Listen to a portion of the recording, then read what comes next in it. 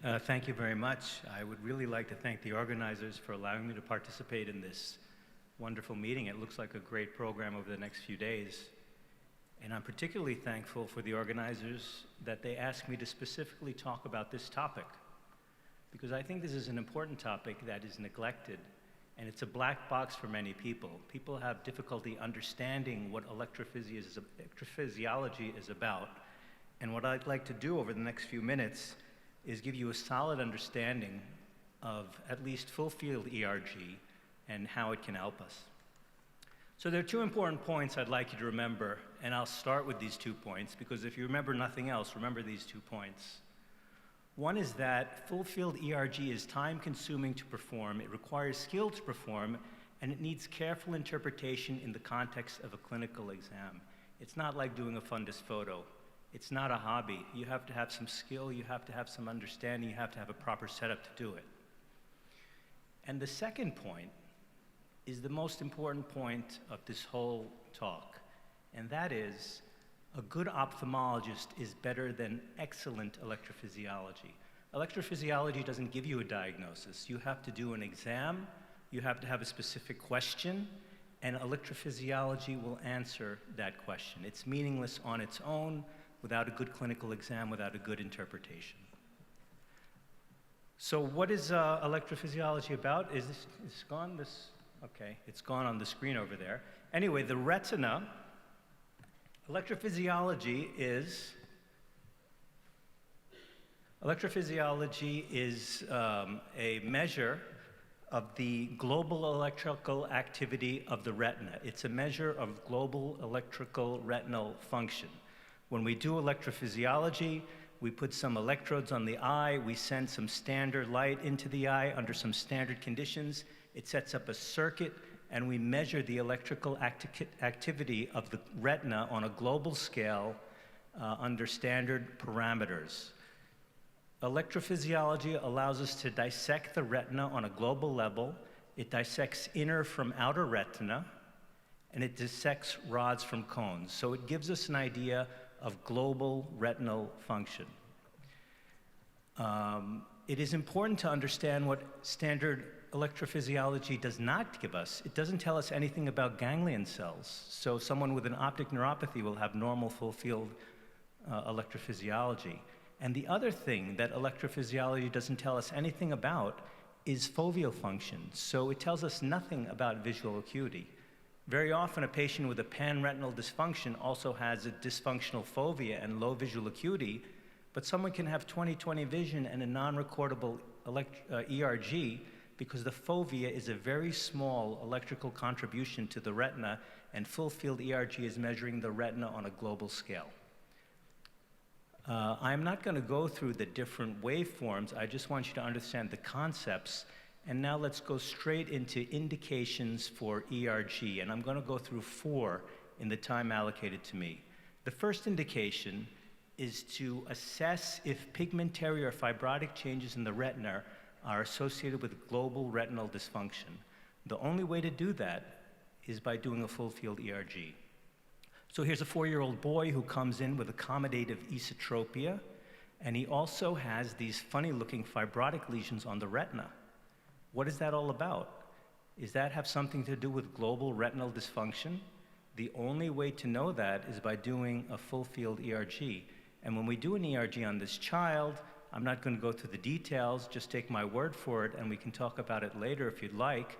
It has a signature that is specific for a genetic diagnosis, the enhanced S-Cone syndrome. We just made a genetic diagnosis without doing any genetic testing. The ERG is that specific for some conditions.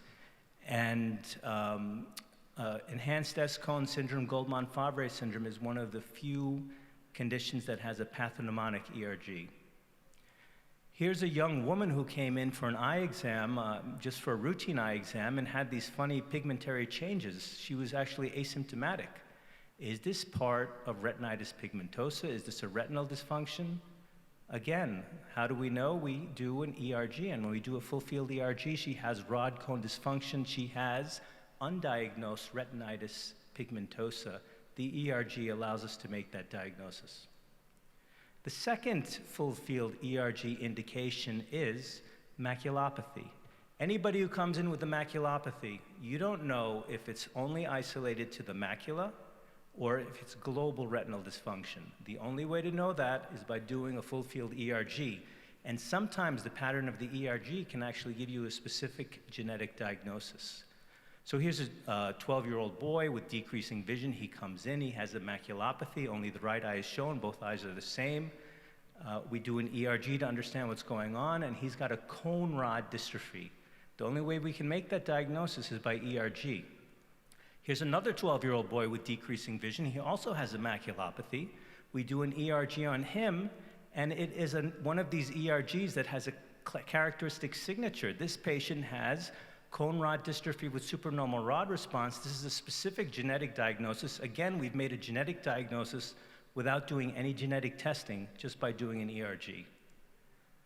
The third indication I'd like to share with you is unexplained poor vision or nystagmus, particularly in infants, or poor night vision. This is a classic indication for ERG testing. So a child comes in with poor vision, is not seeing well, everything looks normal. Usually that is panretinal dysfunction, and we can sort that out and get specific diagnoses by doing ERG.